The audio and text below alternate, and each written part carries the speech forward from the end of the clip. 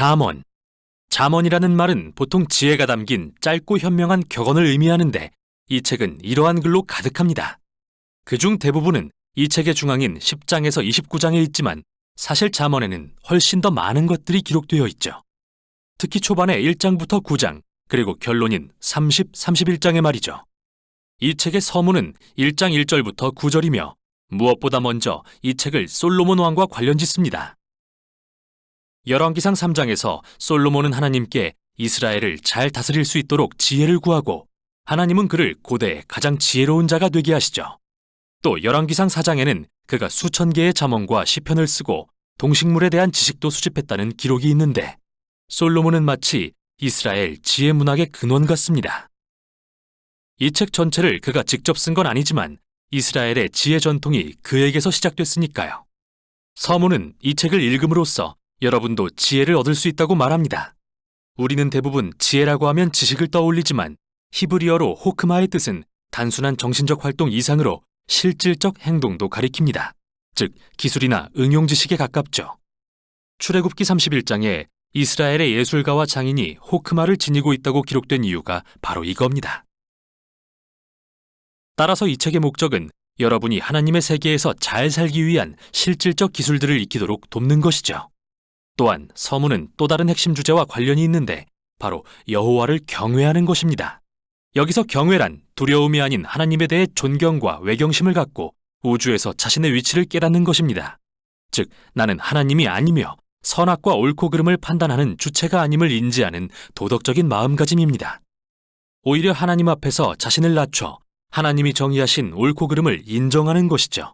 설령 그게 마음에 들지 않을 때라도요. 이제 서문이 끝나고 본문 첫 부분인 1장부터 9장으로 넘어가는데요. 이 부분에도 짧은 한 줄짜리 격언은 없습니다. 오히려 아버지가 아들에게 주는 10가지 교훈이 담겨 있죠. 지혜의 소리를 듣는 법과 여호와를 경외하며 살아가는 방법을 가르칩니다. 즉, 선을 행하고 진실되며 관대하게 살 때 성공과 평안으로 인도하신다는 것을 말이죠. 또한 아버지는 아들에게 어리석고 악하며 바보 같은 결정을 하지 말라고 경고합니다. 이는 결국 이기심과 교만을 낳고 멸망과 수치로 이끌기 때문이죠. 그러므로 아들은 지혜를 구하고 여호와를 경외하는 것을 인생 최고의 목표로 삼아야 합니다. 그리고 이런 사고방식은 잠언 전체의 도덕적 논리를 구성하고 있죠. 이렇게 아버지의 이 10가지 교훈은 성경의 지혜 문학이 무엇이며 성경의 다른 책들과 어떻게 다른지 단서를 제공합니다. 이 책은 하나님이 지으신 세상에서 잘 사는 법을 탐구하고 있지만 지혜란 모세가 시내산에서 받았던 율법과는 다르며 하나님이 백성에게 주시는 신성한 음성인 예언과도 다릅니다. 오히려 지혜 문학은 하나님의 백성이 세대를 거치며 쌓은 통찰력으로 하나님과 타인을 존중하며 사는 방법을 가르쳐주죠. 그래서 잠언을 통해 지혜에 대한 인간의 말이 하나님의 말씀과 지혜로 모여지고 이게 1장부터 9장의 또 다른 내용과 연결됩니다. 지혜라는 여인의 시 4편이 있습니다. 여기서 지혜는 여인으로 의인화되는데 그녀는 사람들에게 주목하고 그녀를 찾으라고 소리칩니다. 지혜가 말하길 자신은 우주와 함께 짜여있기 때문에 지혜로운 결정을 하는 사람들은 언제나 그녀를 필요로 한다고 합니다. 즉, 관대하거나 성적으로 정결하거나 정의로운 사람은 지혜에 의지하는 거라고요. 지혜라는 여인의 이 시들은 창의적이고 시적인 방법으로 우리가 하나님의 도덕적 우주 안에 살고 있다는 걸 말해줍니다. 선과 정의란 객관적인 실제이며 이를 무시하는 것은 우리의 책임이라는 것을 말이죠.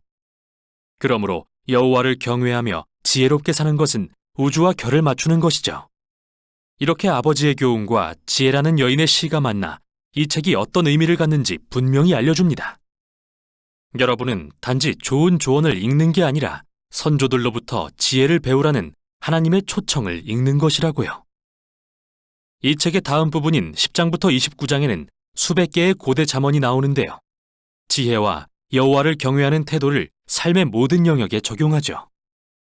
가족, 직장, 이웃, 우정, 성, 결혼, 재정, 분노, 용서, 술, 빚 등 모든 영역에요.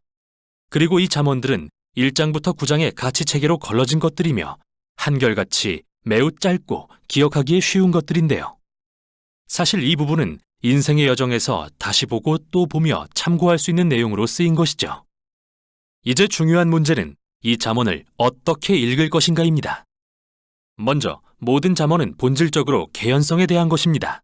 만일 우리가 여호와를 경외하고 지혜롭고 선한 결정을 내린다면 모든 일이 잘 풀리겠지만 여호와를 경외하지 않고 어리석게 산다면 삶은 아마도 잘 풀리지 않겠죠. 실제로 이런 경우가 많겠지만 항상 그런 건 아닌데요. 그래서 다음 요지는 잠언은 언약이 아니라는 것입니다. 잠언은 성공을 위한 공식이 아닙니다. 예를 들어 어떤 잠언은 주님을 경외하면 장수를 누리지만 악인의 수명은 짧아진다고 하고 어떤 잠언은 마땅히 걸어야 할 그 길을 아이에게 가르치면 늙어서도 그 길을 떠나지 않는다라고 합니다. 물론 여호와를 경외하는 도덕적인 사람은 더 좋고 장수하는 삶을 살 가능성이 높겠죠. 아이를 안정되고 사랑이 많은 가정에서 기르면 잘 자랄 것이고요. 하지만 꼭 그렇다는 보장은 없습니다. 세상에서는 많은 일들이 잘못될 수 있기 때문이죠.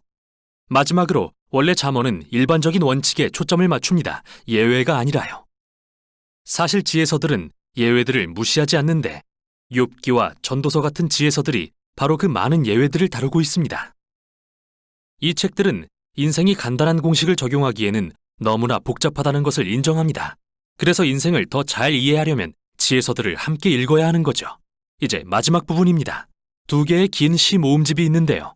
첫 번째는 아굴이라는 사람이 쓴 시로서 처음에 그는 스스로 총명과 지식이 없고 하나님의 지혜가 필요하다고 하는데 그 후 하나님의 지혜가 말씀으로 자신에게 주어졌음을 발견합니다. 어떻게 사는 것이 좋은 삶인지 말이죠.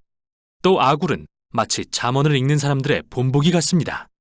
항상 말씀을 통해 하나님의 지혜를 듣고자 마음을 여는 사람이기 때문이죠. 마지막은 이스라엘 사람이 아닌 르무엘이라는 왕의 시입니다. 그는 자신의 어머니가 가르쳐준 지혜를 전하고 있으며 이는 지혜롭고 공의로운 지도자를 위한 지침서와 같죠. 그 후 마지막은 각 행의 첫 글자가 히브리어 글자 순서로 된 시로서 현숙한 여인의 성품에 대한 이야기인데요.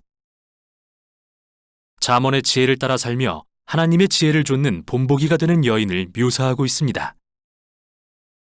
그녀는 지혜를 실제적인 매일의 삶에 적용하여 일터와 가정 그리고 공동체에서 살아내죠.